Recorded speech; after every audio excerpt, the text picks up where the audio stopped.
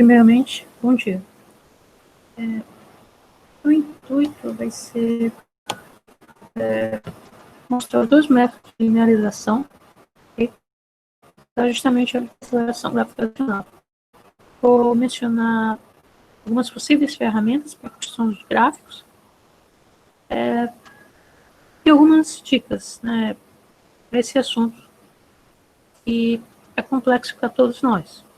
A física como um todo, embora muito bonita descrever a natureza, requer dedicação e perseverança. Ok. Em relação aos dois métodos de linearização, primeiro vou mostrar aquele que a professora já apresentou. Okay. Ou seja, aquele onde, para obter uma função do primeiro grau, nós precisamos fazer exatamente o quê? Elevar o tempo de queda ao quadrado, tornando a função do primeiro grau. Consequentemente, curva que descreve os pontos torna-se uma reta, ao invés de uma curva de parábola, característico da equação do movimento uniformemente variado. Okay? Então, vamos lá. Eu fiz um gráfico, foi usando uma linguagem de programação, o Python. Okay? Mas, isso é opcional. Vocês não precisam utilizar essa ferramenta. Essa é uma ferramenta que eu utilizo para tudo. Mas eu só comecei a aprendê-la no quinto período, né? Então, não se preocupem quanto a isso. Okay? Basicamente, eu usei os dados enviados pela Cristina e construí um gráfico.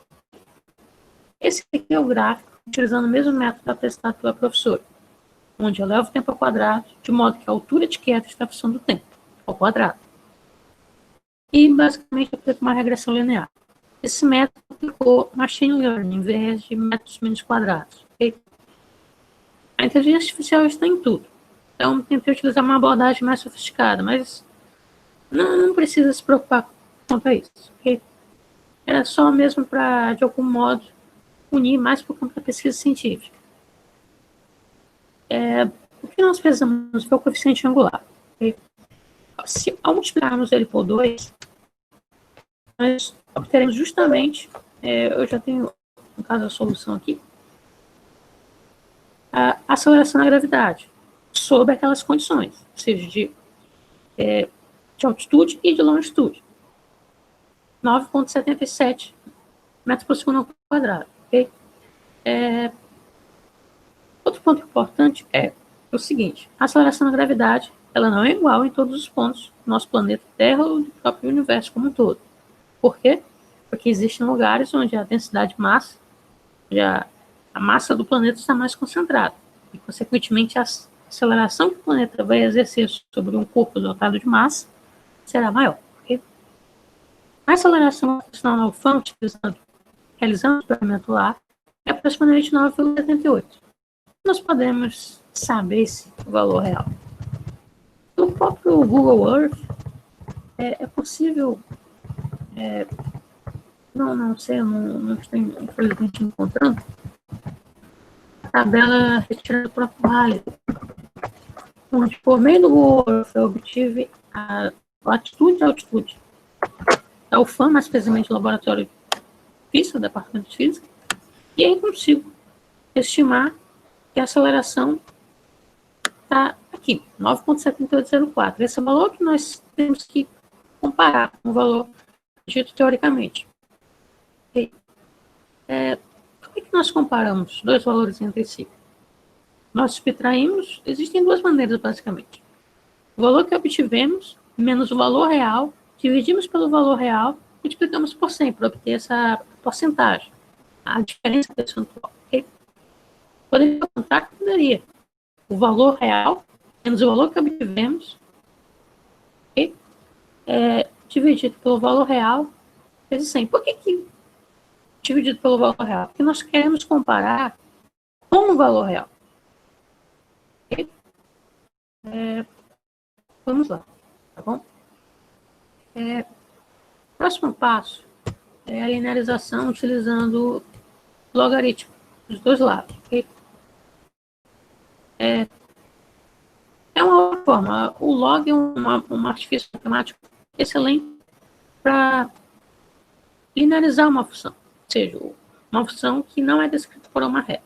Isso acontece em várias áreas do conhecimento, não só na física. Okay? Então, eu fiz o logaritmo na base 10 do eixo x e do eixo y. E agora, como é que nós iremos obter a aceleração gravitacional por meio do coeficiente angular? Há uma demonstração para isso, propriedade do logaritmo, mas o que nós temos que lembrar é que a aceleração gravitacional é expressa por essa equação aqui acima. Okay? Se eu for realizar esse cálculo, nós vamos descobrir que, por meio desse método de linearização, a aceleração obtida a partir dos dados que a Cristina enviou é de aproximadamente 9,57 metros por segundo quadrado. Ou seja, o método de linearização não foi tão preciso. Mas a pergunta poderia, porventura, surgir. Não era para os resultados serem iguais? Para que os dados são exatamente os mesmos? Sim. Mas quando nós calculamos o logaritmo, nós aproximamos os resultados. E já seriam os fatores pela aceleração da gravidade não ter sido igual. Okay? Mesma coisa quando nós elevamos ao quadrado o intervalo de tempo de queda. Nós não consideramos todos os algoritmos.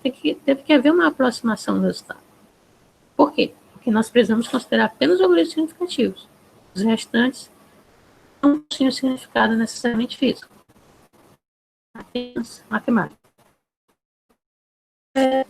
Só uma outra dica que eu queria dar é dessa ferramenta aqui. Não precisa ter noção de programação. Hotly Short Studio. É uma ferramenta intuitiva, onde os gráficos, por exemplo, poderiam ficar com esse design. Okay? Um pouquinho de esforço, dedicação, vocês podem aprender a manusear essa ferramenta. Tá bom? É uma dica. Quem não tem acesso ao Excel, é possível fazer igualmente um gráfico também no LibreOffice Scout, que é gratuito. Também é uma outra possibilidade. Ok. Só um ponto, acho que para finalizar, coeficiente de determinação. O que é coeficiente de determinação quando utilizamos a regressão linear? Okay? Justamente ele mede a correlação entre as variáveis, certo?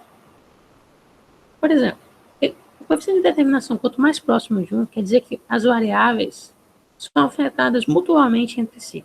Okay? Ou seja, uma de fato influencia a outra. Ou seja, aqui nós podemos ver que a altura de queda realmente influencia no tempo de queda. Mas será que isso acontece sempre? Não. Se nós, por exemplo, tirarmos uma folha de um caderno, de modo que ela esteja aberta, e a soltarmos, independentemente da altura, nós perceberemos que o tempo não necessariamente afetará o tempo de queda. Ou melhor, a altura de queda não necessariamente afetará o tempo de queda. Okay? Por que isso? Por causa da resistência do ar e as forças de arrasto, que vão estar meio que tornando o nosso modelo ideal, né, o modelo da movimento uniformemente variado, não inválido sobre essas condições, não vai ser tão preciso. Okay? Isso para finalizar, como nós podemos construir um relatório? Qualquer escrita acadêmica, precisamos estabelecer primeiro a teoria, ou seja, citarmos aqueles que vieram antes da gente. Okay? A fundamentação teórica, embora tem que ter sido escrito por nós, essa revisão bibliográfica, ela não necessariamente, ou melhor, ela não foi obtida por nós, ok? Essas conclusões da aceleração da gravidade vieram muito antes da gente. Por exemplo, o Galileu Galilei, né, cientistas que foram muito importantes para a consideração da mecânica.